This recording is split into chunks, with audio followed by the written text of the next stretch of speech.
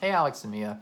As we're continuing this conversation with everything, number one, I just want to thank you about how well you guys have done up to this point. You know, it can be very burdensome to make the decision to engage in financial planning. There's a lot. It can be uncomfortable, and so I'm commending you on what you've done thus far.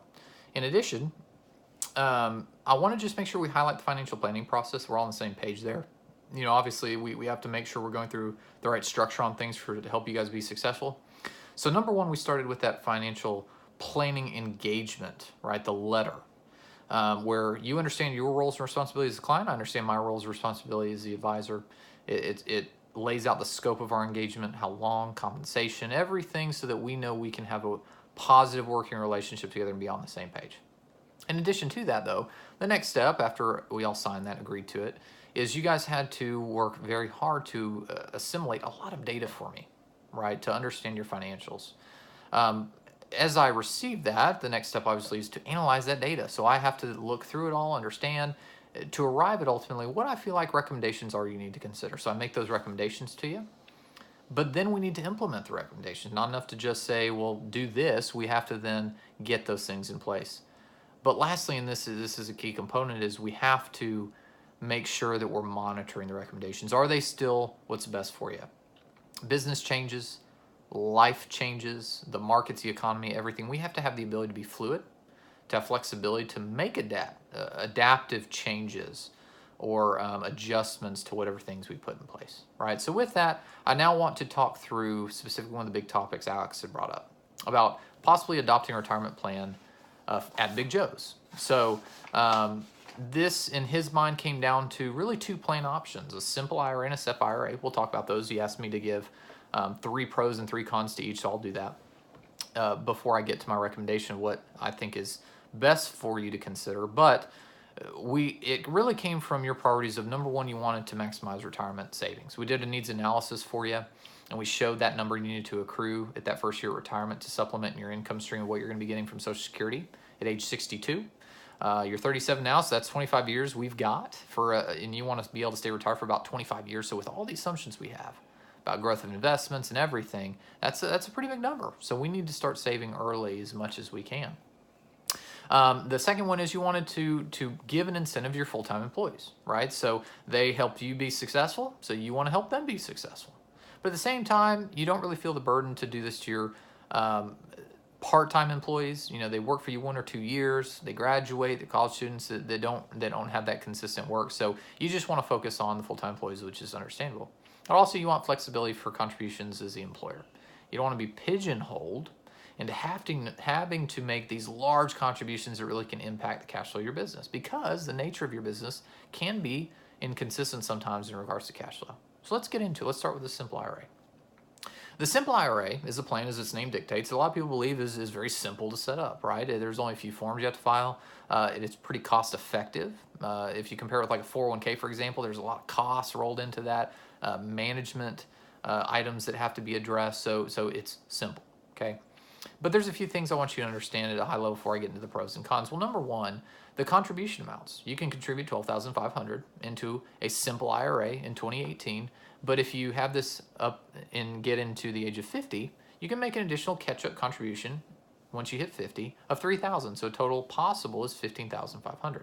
That's a little bit lower if you compare it like to a 401k, and also the max elective contributions for the retirement plans, but it's still there. So it's not as low as like a traditional IRA, Roth IRA, which is only $5,500, okay?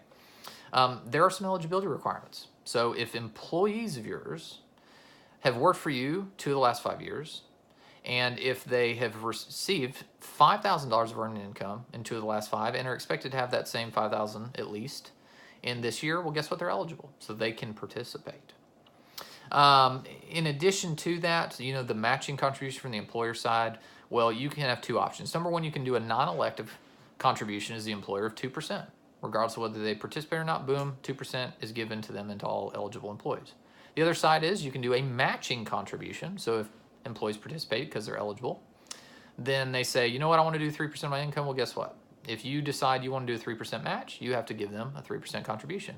But you have flexibility within that. You can reduce it all the way to 1% in 2 of 5 years. So you do have some flexibility. But let's talk about the pros and cons. So like I said, it's easy to set up. It's not too complicated. We'll work together with your tax advisor and collaborate to make sure all the necessary forms are filed properly, that you are in good standing with the IRS on this. But also, it gives the employees the choice to contribute, right? So they don't have to worry about an employer making contributions on their behalf only. That is a concern with some other plans. So they get to be a part of it regardless of whether the employer decides to really do good contributions or not. And there's flexibility, obviously, in the employer match. So you're not locked into, I have to do X, Y, or Z. Okay. Some of the cons, though, I would say that you can't exclude employees that meet the work requirements. So if you do have those part-time employees that work for you, 2 of 5, and they meet 5,000, they work a bunch. Well, guess what? They're eligible. So you can't just exclude them just because they're part-time. Obviously, your full-time employees would be eligible. Another concern is an employer contribution is mandatory. So you can't just say, well, I'm not going to give one this year because things are tight, right? So you have to do either the non-elective 2% for everybody that's eligible, or you can do up to 3%, as little as 1%, and you can only do that 1% for 2 of 5 years. But there is some flexibility in that, but still you're required to give some level of contribution. Well, let's talk about the SEP IRA now. SEP IRA, also relatively easy to set up. Has some of the highest possible contribution amounts in my retirement plan, so up to 25% of compensation, up to $55,000, whichever's less, right? So that is potentially, not always, but potentially much higher than the simple.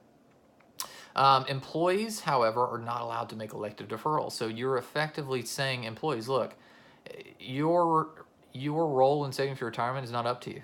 You can't reduce your pay and contribute to this thing. It's based on my discretion only, okay? But with a SEP, guess what? The employer doesn't have to make a match. They don't. You have the full right and authority to say, you know what, I'm not making a match this year. And so, too bad, so sad.